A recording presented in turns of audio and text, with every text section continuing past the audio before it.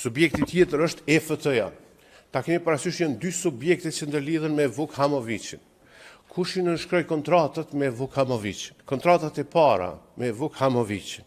Paradoksalisht kolegja nga LDK dashti që ta amplifikoj këtë çështje duke thënë që me 28 nëntor po importohet nga Vuk Hamovici, atëherë më lejo ta informoj kolegen në fjalë që të pyes kolegët që i ka afër LDK-s, që kanë nënshkruar dhe kanë influencuar kontrata me Vuk Hamovicin gjatë shpalljes së pavarësisë së Kosovës. Kosova është furnizuar me energji elektrike pikërisht nga Vuk Hamovici. Po jep edhe vlerat që ti keni ju parasysh dhe kontratën.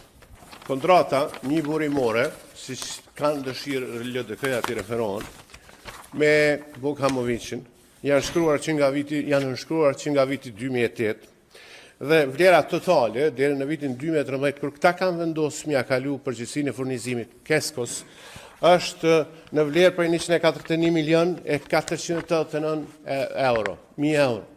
Pra 141 milion euro përmes kontratave, një burimore, është përzgjedhur Vuk Hamovici përfshirë dhe për të furnizuar Kosovën gjatë shpalljes së pavarësisë.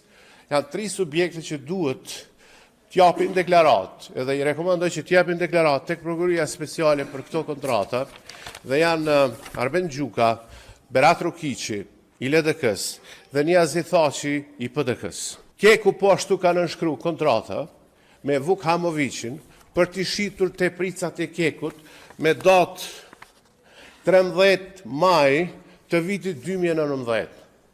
Subjekti që nënshkroi kontratë në vitin 2019 me Vuk Hamovicin vazhdon të jetë i njëjtë, akteri është i njëjtë, Niazi Thaçi.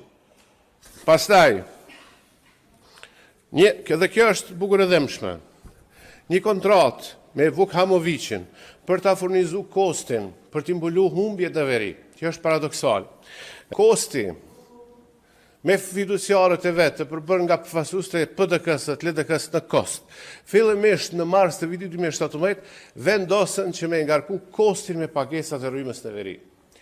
Paradoksalisht, të njëjtit kontratë për ta furnizuar kostin për këto e ka nënshkruar me EFT, me Vuk Hamovicin, me datë 28 të vitit 2017 për mbulesën e humbjeve. Kjo është kontratë, subjekti që ka nënshkruar kontratë vazhdo të jetë i njëjtë Kadriu.